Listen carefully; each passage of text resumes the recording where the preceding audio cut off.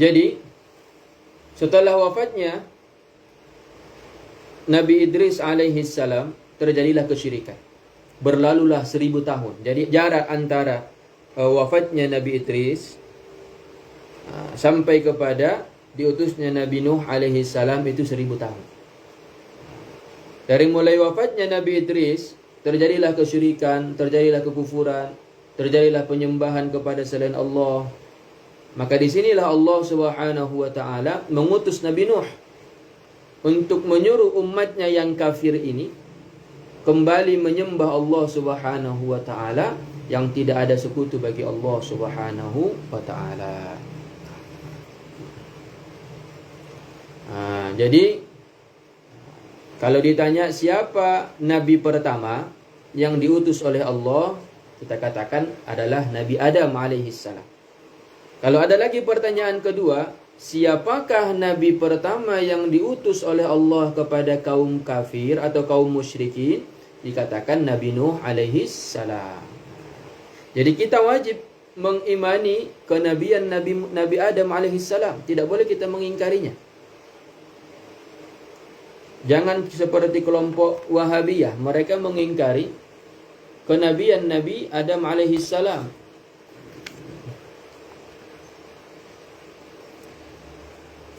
Mereka mengingkari kenabian dan kerasulan Nabi Adam alaihissalam. Mereka berdalil dengan hadis Bukhari.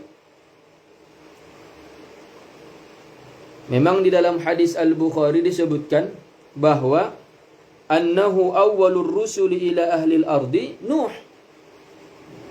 bahwa rasul pertama yang diutus ke muka bumi adalah Nuh. Memang lapas hadisnya seperti itu,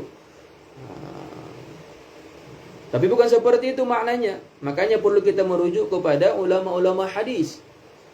Tidak bisa melihat letterlek saja, secara zahir saja.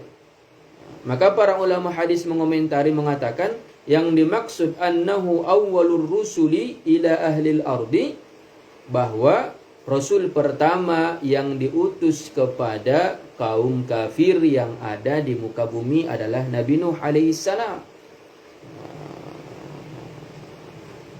Itu dia. Awwalur rusul di situ ila ahlil ardi itu kepada kaum yang kafir di atas muka bumi ini.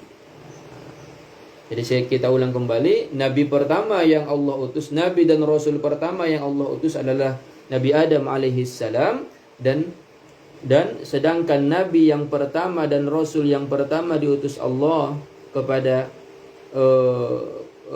kelompok kafir atau kelompok musyrik yang ada di muka bumi ini adalah Nabi Nuh alaihissalam.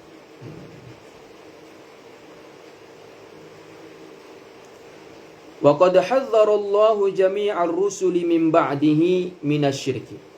Dan Allah Subhanahu wa taala telah memperingatkan, dan Allah Subhanahu wa taala telah memperingatkan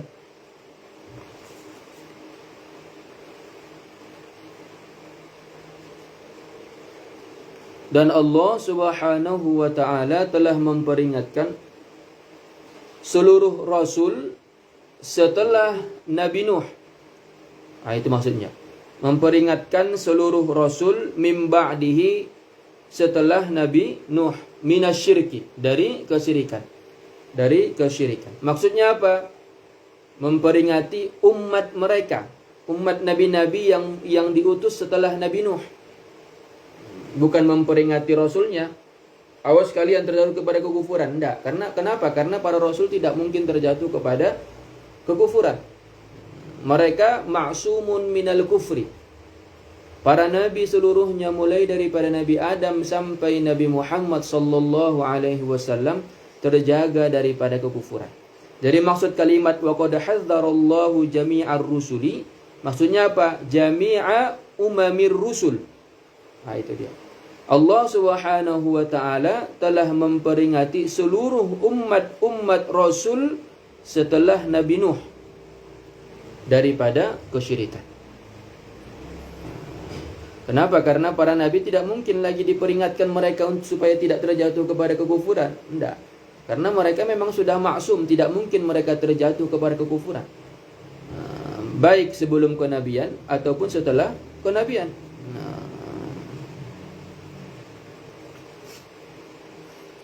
Ini biasa di dalam bahasa Arab, biasa seperti itu. Namanya majazul hazfi, membuang majaz. Faqama sayyiduna Muhammadun. Maka datanglah Nabi Muhammad sallallahu alaihi wasallam bitajdidid da'wati ilal Islam, untuk memperbaharui dakwah kepada Islam. Ba'da an inqata'a fi ma bainan nasi fil ardi. Setelah terputus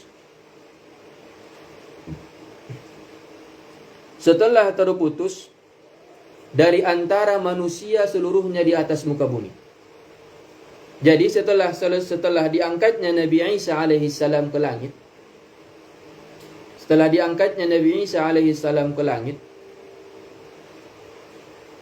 dan hilanglah ajaran Nabi Isa ini. Tidak ada lagi yang beriman kepada Allah. Terputus semua ajaran itu. Tidak ada lagi yang menyembah Allah Subhanahu wa ta'ala. Semuanya kafir. Tidak ada lagi yang menyembah Allah, yang mengesahkan Allah Subhanahu wa ta'ala. Maka datanglah Nabi Muhammad sallallahu alaihi wasallam memperbarui kembali ajaran Islam tersebut yang telah diajarkan Nabi Isa kepada umatnya. Makanya dikatakan ba'da an inqata'a fi ma bainan nas fil ardi. Setelah terputusnya dari antara manusia di atas muka bumi. Hilang keislaman dari atas muka bumi ini. Di antara sebelum datangnya Nabi Muhammad dengan diangkatnya Nabi Isa alaihi salam.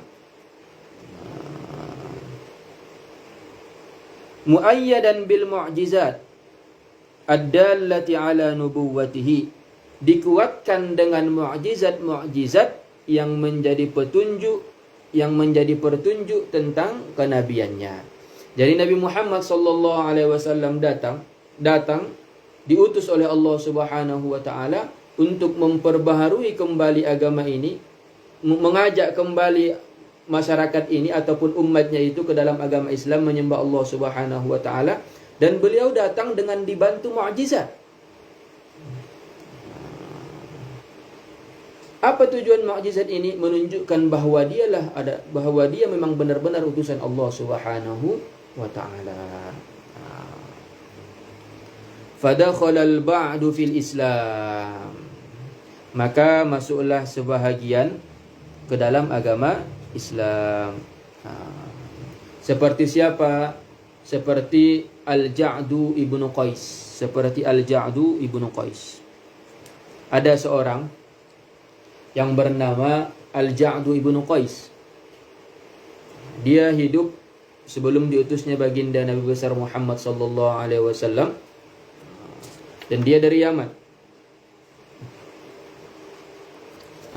Dan Ja'du ibnu Qais ini dari Yaman, dan dia masuk ke dalam agama Islam disebabkan apa?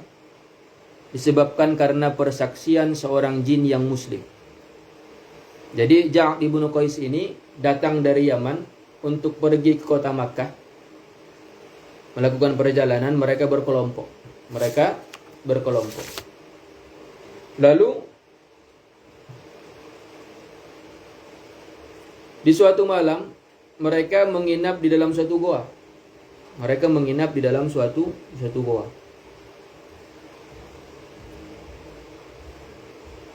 Selain daripada dirinya tertidur, cuman dia aja yang terjaga, dia tidak tidur. Selain daripada dirinya itu semuanya tidur. Ketika dia terjaga sendiri, dia mendengar suara yang dia tidak tahu dari mana suara tersebut berasal, karena orangnya tidak kelihatan. Berarti jin yang berbicara. Jin ini mengatakan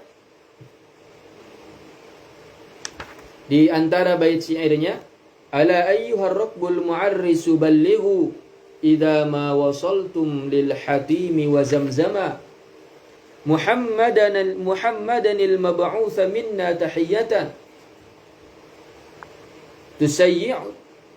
tusayyi'uhu min haitsu sara wa yammama wa qulu lahu inna lidinika syi'atun bidzalika awsana al-masih ibnu maryam. Jadi dia mendengar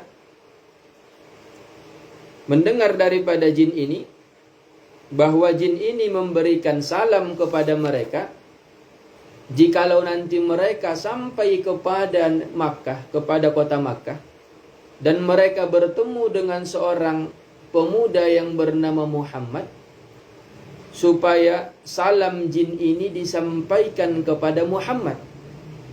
Dan katakan kepada Muhammad, kata suara ini yang berasal dari jin ini, bahwa memang kami beriman kepadanya, karena itulah yang diwasiatkan oleh Isa kepada kami. Jadi disebabkan mendengar suara jin ini, Al-Ja'du ibnu Qais mendengar suara jin ini berwasiat kepadanya ataupun memberi salam kepadanya untuk disampaikan kepada Muhammad, maka mereka sampai kepada kota Makkah. Lalu mereka mencari yang bernama Muhammad tersebut. Lalu mereka beriman kepada Nabi Muhammad sallallahu alaihi wasallam. Fadakhala al-ba'du fil Islam wa jahada bi nubuwwatihi ahlud dhalal. Dan ada juga yang mengingkari kenabian Nabi Muhammad, yaitu kelompok sesat.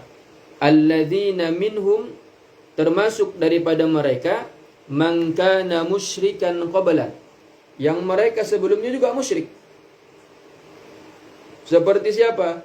Kafirqatin minal yahud, seperti satu kelompok dari kelompok Yahudi, abadat Uzaira, yang mereka menyembah Uzair. Yang mereka menyembah Uzair. Siapa itu Uzair? Uzair itu adalah rajulun minas salihin. Uzair itu adalah seorang lelaki dari orang-orang solih. Dia benar, Uzair ini orang benar, rajulun salih. Akan tetapi yang menyembah ini yang salah. Yang menyembah Uzair ini yang salah. Mereka menyembah Uzair. Jadi sebelumnya mereka menyembah Uzair, itu kan suatu kemusyrikan juga itu. Berarti mereka tidak beriman kepada Nabi Isa alaihi salam. Sedangkan Nabi Isa alaihi salam menyuruh kepada menyembah Allah Subhanahu wa taala. Sedangkan mereka apa? Menyembah Uzair. Berarti itu juga kemusyrikan. Datang Nabi Muhammad sallallahu alaihi wasallam mengajak mereka untuk masuk ke dalam agama Islam, dan mereka mengingkari Nabi Muhammad sallallahu alaihi wasallam. Jadi kemusyrikan mereka ada dua. Pertama tadi mereka tidak mau mengikut kepada Nabi Isa, dan kedua mereka tidak mau mengikut kepada Nabi Muhammad sallallahu alaihi wasallam. Pengingkaran mereka ada dua. Makanya dikatakan di situ, man kana musyrikan qabla, yang mereka itu musyrik sebelumnya. Fasdadu kufran ila kufrihim, maka bertambahlah kekufuran mereka dengan kekufuran yang lain. Jadi perlu kita ketahui, orang kafir itu mereka mukhatabuna fi syariah. Orang kafir itu mereka itu mukhatabuna fi syariah. Mereka itu dituntut juga nantinya. Kenapa mereka tidak sholat, kenapa mereka tidak puasa, kenapa mereka tidak zakat, kenapa mereka tidak naik haji. Itu orang-orang kafir itu kan ditanya seperti itu, dimintai pertanggungjawaban. Memang di atas dunia ini tidak wajib bagi mereka. Yang wajib bagi mereka di atas dunia ini adalah masuk agama Islam. Sehingga wajiblah kepada mereka di atas dunia ini sholat dan sebagainya. Selama mereka tidak masuk ke dalam agama Islam, mereka tidak wajib melakukan sholat dan sebagainya. Tapi nanti di akhirat, kewajiban sholat, kewajiban puasa, kewajiban zakat, kewajiban haji, itu mereka dituntut. Kenapa kalian tidak melakukan sholat?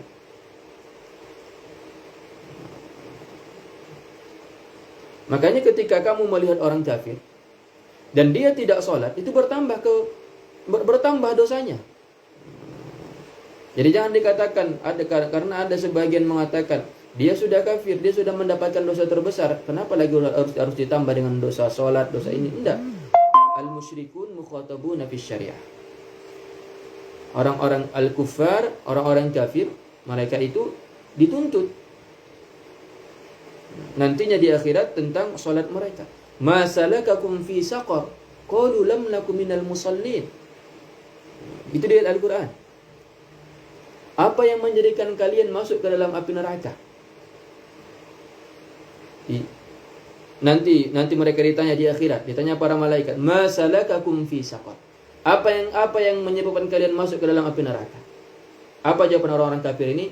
Qalu lam nakum minal musallin. Kami bukan termasuk orang-orang yang mengerjakan sholat. Kenapa mereka tidak sholat? Karena mereka tidak masuk ke dalam agama Islam. Nah, makanya dikatakan di sini fasdadu kufran ila kufrihim.